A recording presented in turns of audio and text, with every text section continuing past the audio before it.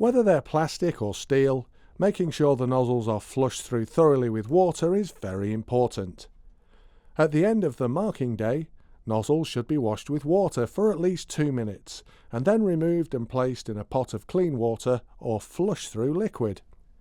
For extra cleaning, using a sonic cleaner is extremely effective and recommended.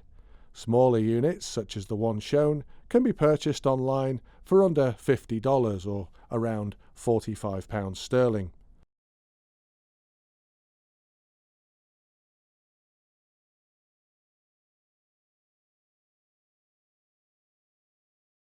For steel cone nozzles, the insert can be removed using a 3mm Allen key, but please note, each nozzle has specific flow properties and are not interchangeable.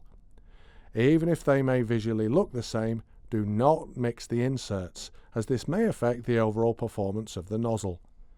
To avoid this, we recommend cleaning steel nozzles individually in the sonic cleaner.